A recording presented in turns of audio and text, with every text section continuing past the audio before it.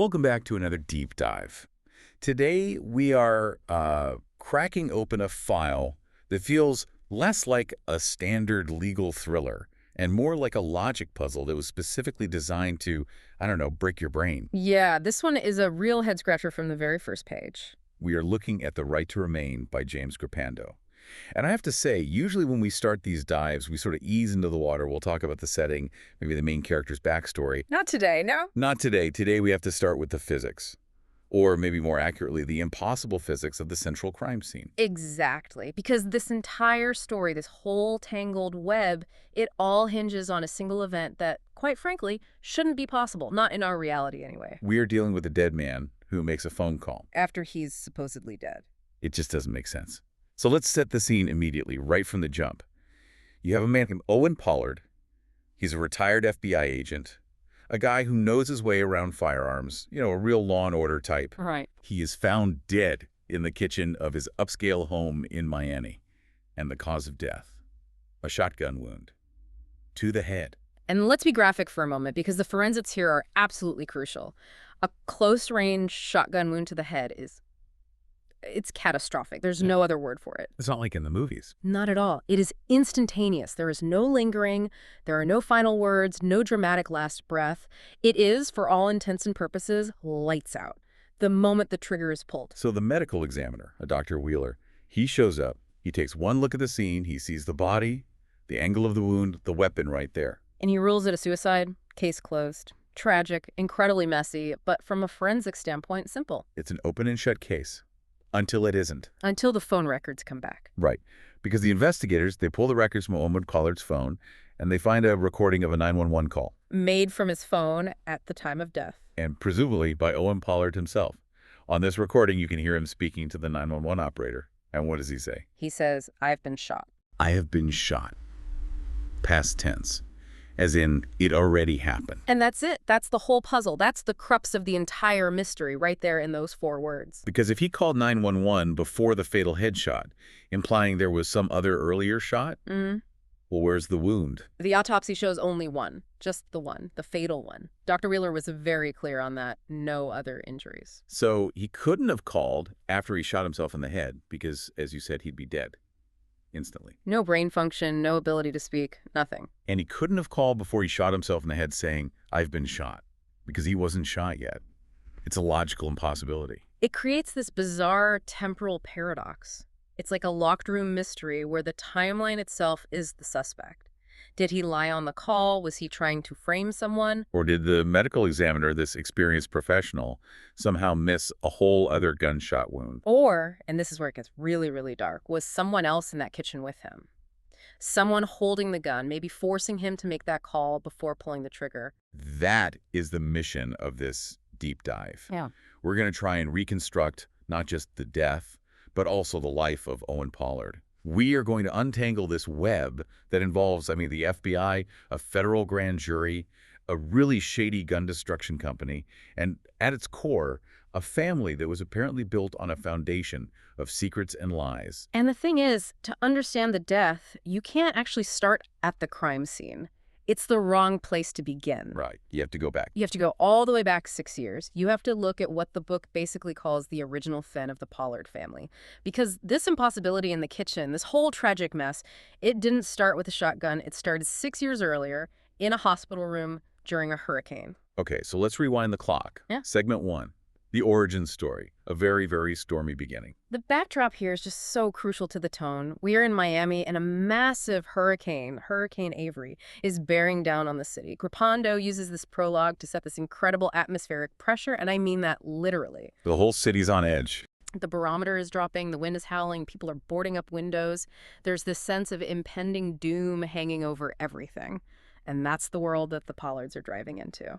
So amidst this meteorological chaos, you have this very intense personal storm brewing inside their car. Helena and Owen Pollard are rushing to Jackson Memorial Hospital. Let's talk about Helena for a second. What's her mindset in this car ride? Desperation. I mean, absolute, unadulterated desperation. Helena is 38 years old. She's a former ballerina, so she's used to discipline, to control. But her fertility journey has been the complete opposite. It's been nothing but chaos. Years of trying. Years of failed attempts, miscarriages, and what sounds like the most painful part, 2 previous adoptions that fell through. 2 different birth mothers changed their minds at the last possible second. Ugh, that is a specific kind of trauma. You get your hopes up, you probably decorated the nursery, and then the rug is just pulled out from under you. Exactly. So she is brittle. She is on the edge, and she tells Owen very explicitly in the car, I am not leaving that hospital without our baby. And it's not a wish, you know? It's an ultimatum. It's a promise she's making to herself, to him, to the universe. Failure is not an option this time. So they get to the hospital, and of course it's chaotic, it's overflowing with people injured from the storm, people evacuating. Total mayhem. They finally find the birth mother, a teenager named Elle, and her mother, a woman named Serena, and right away it looks like Helena's worst nightmares happening all over again. They're backing out. Serena, the grandmother, she's the one in charge here. She physically blocks them from the room and says Elle has changed her mind. She says they're gonna keep the baby. My stomach just dropped reading that part. You can feel Helena's entire world just crumbling in that hallway. But then comes the pivot. The twist. Serena pulls them aside, away from the nurses, and she says something like, well, you know, Elle is very attached to her gold toe ring. It's really the only valuable thing she owns. She wants the baby to have it. A toe ring. A toe ring. But, Serena continues, since she's giving up the ring, it's only fair that you buy it from her. Okay, here it comes. The shakedown. And what is the asking price for this? This piece of foot jewelry. $250,000. $250,000 for a toe ring. It's extortion. It's a thinly veiled, completely illegal payment for the baby. Pure and simple. And this is the moment where the character dynamic between Owen and Helena just completely explodes. Because Owen isn't just a desperate would-be father here. No, his professional identity ticks in. He's an active-duty FBI agent. Yeah. He looks at this entire situation through the lens of the law. And what he sees is a felony. A huge one. In Florida, and frankly everywhere in the United States, exchanging money for a baby is considered human trafficking. It's one of the worst crimes on the books. Yeah. So he looks at Serena and he doesn't see a struggling grandmother. He sees a criminal. He wants to arrest her. He is furious. He starts yelling, saying this is extortion, this is illegal. He's ready to flash his badge and shut the whole thing down. Which, to be fair, it is. It's textbook extortion. Oh, absolutely. But Helena, she doesn't see a crime. She doesn't see a felony. She sees her son. She looks through the nursery window, sees this baby boy that she's been dreaming of for years, and her entire moral compass just, it shuts off. Or rather, it completely shifts. Her only moral imperative in that moment is get the child. Exactly. Protect the child. Secure the child.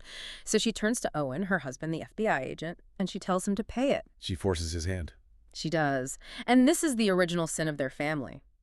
Owen Pollard, the man of law and order, the man who built his career on putting people like Serena in jail, he pulls out his checkbook. He writes a check that makes him a felon. He compromises his entire professional and personal identity. To give his wife what she so desperately wants. And in doing so, he buys his son. And they walk out of that chaotic hospital with the baby, who they name Austin. They do. But think about the power dynamic that this one act creates. Serena, this woman they barely know, now holds a nuclear weapon over their lives. For the rest of their lives. She knows an FBI agent bought a baby.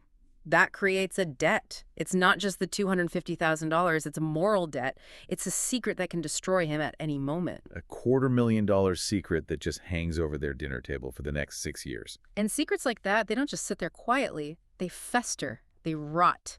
Which brings us right back to that kitchen. 6 years later, the rot has apparently eaten all the way through the floorboards. Owen Pollard is dead. Let's go back to that crime scene, that kitchen. The visual description is really striking. Grippando describes the walls as being Chantilly lace white. Apparently, Helena was so obsessed with the color she painted them 6 different times to get the shade absolutely perfect. It represents this obsessive need for a perfect, clean, controlled domestic life. And now, those pristine white walls are sprayed with blood and brain matter. The contrast is just so visceral. It's the destruction of that illusion of perfection. Detective Osborne is the one working the scene, and he's unsettled. Not by the body, cops see bodies all the time, but by the wife, by Helena. She's not acting the way a grieving widow is supposed to act. Right. She's not crying. She's not hysterical. She's not screaming. She's just numb, Mm. detached. She's sitting there at the table, and when the detective starts asking her basic questions about the timeline, she gets annoyed. It's almost like he's inconveniencing her schedule. It's that lack of affect, as they call it. It's a huge red flag for any investigator. It immediately makes them suspicious. Precisely. But then they find the piece of evidence that shifts that suspicion into overdrive. The note. Or the list. The thing stressing me out list. Found right there on the kitchen counter. On a green grocery notepad, the kind you'd write a shopping list on. Handwritten by Owen. And I want to read through this list because it is a direct glimpse into a mind that is just cracking under pressure. It's chilling. It starts out normal enough. You can imagine anyone writing this. Item number 1, work. Sure. Standard stressor. Item number 3, money. Again, very common. Item number 5, the media. Okay, a little more specific, but he runs a high-profile business. It makes sense. Right. These are all external pressures. But then you look at the even numbers. Item number 2, BB's mom. Item number 4, BB's mom. Item number 6, BB's mom. And it doesn't just stop there. It keeps going down the entire page, that same phrase, written over and over and over again.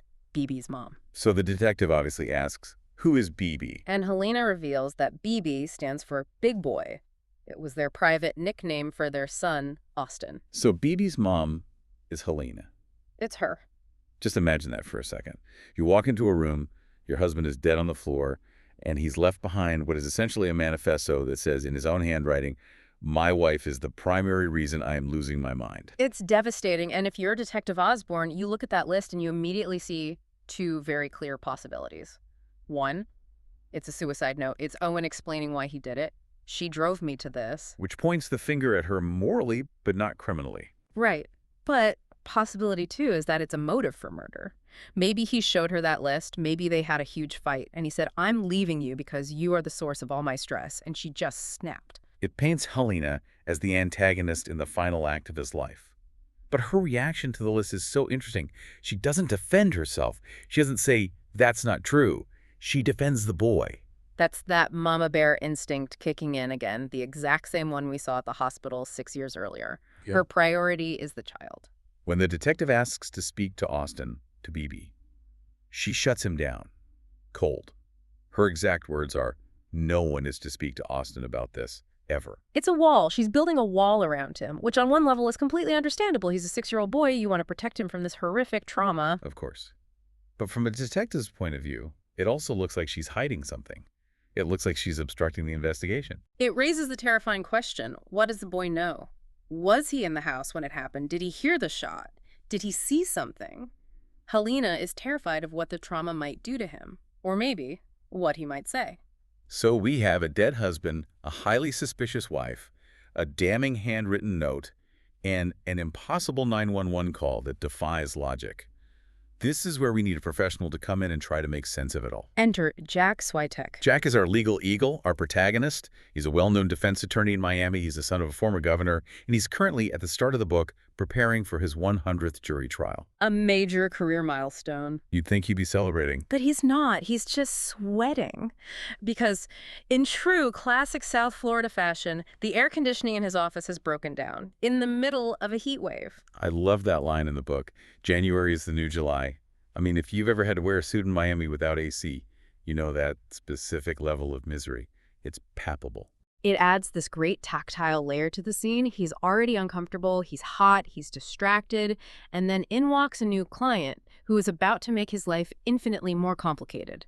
Elliot Stafford. Elliot is this young guy, just 23. He works in the finance department at Owen Pollard's company, Van Poll Enterprises, and he's described as being old school. He wears a tie, even though he doesn't have to. He's very serious about his job, and he is absolutely terrified. Why is he so scared? Because he has been subpoenaed to testify before a federal grand jury regarding the death of his boss, Owen Pollard.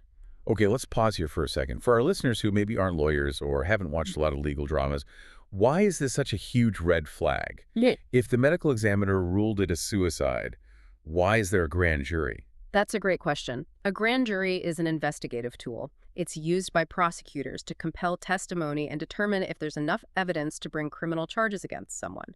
You do not convene a grand jury for a clear-cut, undisputed suicide. There's no crime to investigate. So the very existence of this grand jury means the prosecutor isn't buying the suicide story. Not for a second. It means the state attorney's office believes a crime was committed. They suspect foul play, and they are squeezing employees of Van Paul, like Elliot, for information. And Elliot's afraid he's not just a witness, but a target. He is. He's worried they think he's involved. But he brings Jack a gift. Or maybe it's a curse, depending on how you look at it. He brings the actual audio file of Owen Pollard's 911 call. This is the moment where Jack, and by extension, the reader, and us, we get to hear the impossibility for ourselves. They play the tape in Jack's kitchen, and the details are just chilling. You hear Owen's voice. It's weak. He sounds like he's struggling for air. He says, "There's been a shooting." And the operator, she goes into her protocol mode, Who is hurt? Where are you? Is the shooter still there? And Owen says, "Yeah, I've been shot." And then what? And then, dead air. Just silence. He never speaks another word. The operator keeps saying, "Sir, are you there?" But there's no response. So Jack sits there listening to this over and over, and his logical lawyer brain immediately starts trying to build a narrative that fits the physics. He tries to make it make sense. And he comes up with what he calls the botched suicide theory. Which, at first, seems pretty plausible. It's a logical leap. He thinks, okay, maybe Owen put the shotgun to his head, pulled the trigger, but at the last millisecond he flinched. Maybe he only blew off part of his face or his jaw, but didn't hit the brainstem. A non-fatal but catastrophic wound. Exactly. So he's on the floor, he's bleeding out, he realizes in a panic that he's made a terrible mistake and he doesn't actually want to die. So with his last bit of strength, he grabs his phone and calls 911. Then, while he's on the phone, or just after, he bleeds out and dies before help can arrive. It makes sense. It explains the call, it explains the past tense "I've been shot," and it explains the death. It would make perfect sense if the autopsy supported it. But it doesn't. Not at all. Jack goes to see Dr. Wheeler, the medical examiner. He gets his hands on the official autopsy report, and it completely destroys his theory. Because there is no first wound. There's no botched attempt. None whatsoever. The report is explicit. It lists a single gunshot wound to the cranial vault. Massive, catastrophic brain destruction. Immediate and instantaneous cessation of all life functions. There was no flinch. There was no bleed-out period. He pulled that trigger, and his existence was over. So we are right back to square one. It's impossible. If he wasn't shot before the call, and he couldn't possibly speak after the call, then the statement on the call, "I've been shot," has to be a lie. This is where the story shifts from a forensic puzzle to a psychological one. Jack is stumped, so he discusses the case with his wife, Andy. And Andy is such a fascinating character because she's an active, undercover FBI agent. Her entire job is to see the worst in people, to understand the darkest parts of human nature. She's not looking at the evidence. She's looking at the motive. Exactly. And she comes up with the theory. She calls it the Gone Girl theory. Referencing the famous book and movie where the wife fakes her own death to frame her husband for murder. But completely reversed. Andy asks Jack, what if Owen Pollard hated his wife, Helena, so much that he decided to frame her for his own murder? By committing suicide. Think about the mechanics of it. It's diabolical. He writes the things stressing me out list, clearly pointing the finger at BB's mom. He leaves it on the counter. Then he calls 911. He says, "There's been a shooting. I've been shot." He is consciously, deliberately creating a piece of audio evidence that records an attack. He is planting the idea that there's an intruder, an assailant. And he hangs up. And shoots himself. So when the police arrive, what do they find? They find a dead body, they find a note blaming the wife, and they have a 911 call where the victim himself says he was attacked. Who becomes the #1 suspect? The wife, Helena. It's a suicide that has been weaponized to look like a murder frame-up. It suggests a level of malice and hatred that is almost hard to comprehend. You have to hate someone more than you love your own life to go through with something like that. But Andy points out that, from what she knew of him at the Bureau, Owen wasn't exactly a saint. Far from it. She knew of him professionally. She Right. straight up calls him scummy. She implies he was corrupt, that he was always blurring ethical lines. Which leads us directly to his business. Because you don't make the kind of money the Pollards had just on an FBI pension. You do it by running a company like Van Pol Enterprises. Van Pol, the business of destruction. This company is so fascinating. We talk about the gun debate in this country constantly, but we rarely ever think about the simple logistics of disposal.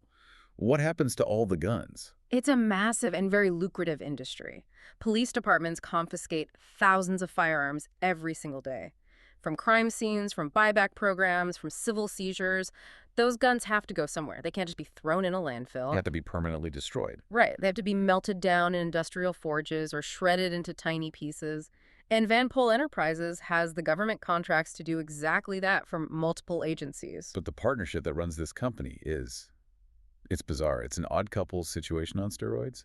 That's a good way to put it. On one side, you have Owen Pollard, the ultimate conservative, ex-FBI, law and order, back the blue, pro-Second Amendment, at least publicly. A pillar of the establishment. Wow. And on the other side, C.J. Vandermeer, the Van in Van Pol. tell us about CJ.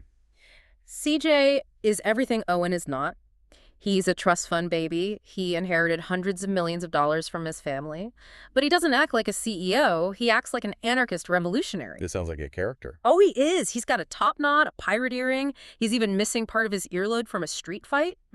And his stated political ideology is that the United States government is an illegitimate entity that should be dissolved. Wait, hold on. He wants to dissolve the government, but his entire company's revenue stream comes from government contracts. It is the ultimate hypocrisy. Or, as Elliot, the finance guy, suggests to Jack, maybe it's just a marriage of convenience. CJ had the capital, the hundreds of millions, to build the state-of-the-art destruction facility. Owen had the contacts in the FBI and local police to get the lucrative contracts. They used each other. Exactly. But CJ's ideology isn't just talk. He has this whole twisted philosophy that by destroying the guns confiscated by the police, he's actually helping the revolution. His logic is that these guns should be in the hands of the people. And by people, he means revolutionaries who want to overthrow the system, not in the hands of the police, who he sees as the enforcers of a corrupt state. It's a very strange logic. So you have to wonder, what was that partnership like day to day? Did they clash? Did the law and order guy finally get sick of the burn it all down anarchist? Or was it the other way around? That's the question Jack has. He realizes he has to talk to C.J. Vandermeer face to face. But C.J. isn't the type of guy who answers emails or sits in a boardroom. So where does Jack have to go to find him? Into the middle of a full-blown riot. Of course he does. This is segment 6, the encounter at the G20. Miami is hosting the G20 International Summit, and as often happens, the streets have turned into a war zone. You have thousands of protesters clashing with police in full riot gear. There's tear gas, rubber bullets, flashbang grenades. It is absolute chaos. And Jack has to just wade right into the middle of this. Jack and his investigator, Theo Knight. And we really have to give Theo a shout out here. He's a fantastic character. He's a former death row inmate who Jack helped exonerate. Now he works for Jack, and he's street smart, tough as nails, and basically serves as Jack's bodyguard and field investigator. He's the only reason Jack survives this protest. So they find CJ right there on the front lines. Oh yeah, he's in his element. He's wearing a lacrosse helmet to protect his head from police batons. He's getting pepper sprayed in the face. He's on a megaphone, leading chants of no justice, no peace. He is absolutely loving every single minute of it. He's playing the role of the revolutionary. But when Jack and Theo finally manage to grab him and drag him into a quiet alleyway to talk, CJ drops the act. And he drops an absolute bombshell on Jack. He dismisses the suicide theory out of hand. He doesn't buy it for a second, but then he leans in and says, my sources tell me the state attorney is making a big move. What kind of move? A second autopsy. A second one. After the first one was already done? Yes. CJ claims that the prosecutor, completely off the books and in secret, hired a top forensic pathologist from Texas to fly into Miami and conduct a second independent examination of Owen Pollard's body. Why would you do that? And why would you keep it a secret? You only do a second autopsy for a few reasons. Either you think the first medical examiner was incompetent or that they were corrupt and covered something up, or you are absolutely desperate to find a piece of evidence that you're convinced is there. The prosecutor is looking for the second wound. They are hunting for it. They are looking for definitive proof that Owen was shot before the fatal headshot, which would turn the whole case from a suicide into a homicide. This validates the grand jury. The state isn't just on a fishing expedition. They are actively hunting for a murderer. They are convinced that the official suicide ruling is a cover-up. And the fact that C.J. Vandermeer knows about this secret autopsy, that implies he has moles deep inside the state attorney's office. It just shows how connected and, frankly, how dangerous this supposed anarchist really is. So the forensic mystery is getting deeper and deeper.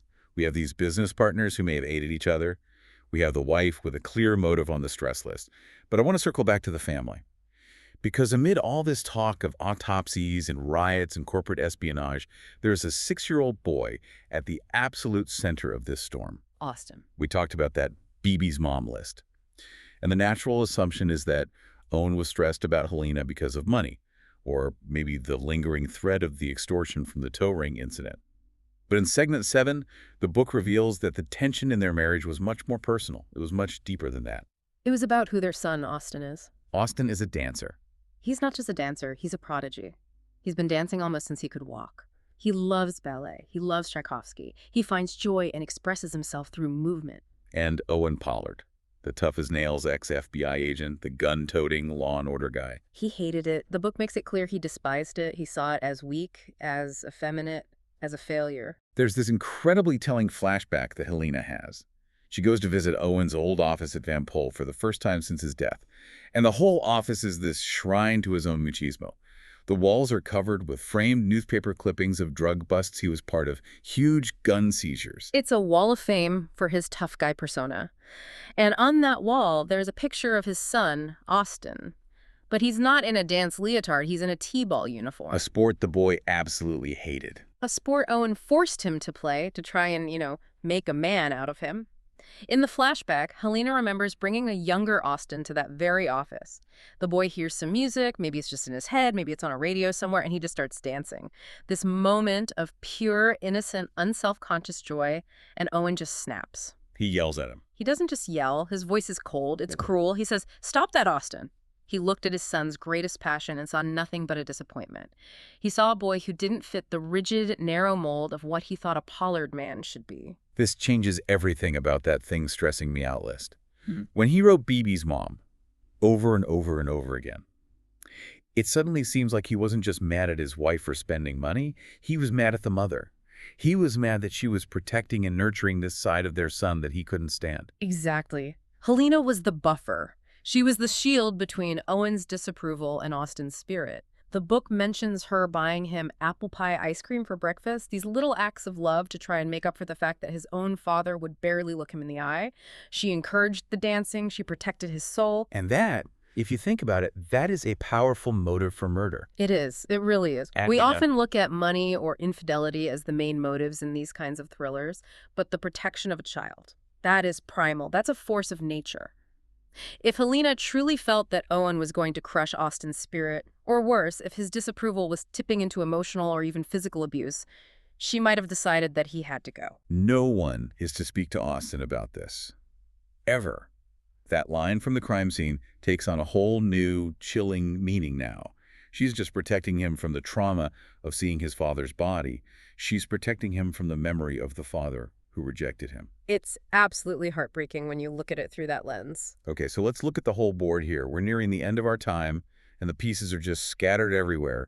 This is a complex puzzle. We have the original sin, the illegal adoption, the $250,000 extortion payment for a toe ring, the secret that started all the rot in the first place. We have the crime scene, the impossible 911 call, a dead man saying, "I've been shot," when all the laws of physics and biology say he couldn't possibly have spoken those words. We have our list of suspects. We have a wife, Helena, who is being blamed for her husband's stress and is fiercely, almost terrifyingly protective of her son. We have an anarchist business partner, CJ, who stands to gain control of the entire company. And we even have the ghost of Owen himself, the gone girl theory, where he might have orchestrated the whole thing to frame his wife from beyond the grave.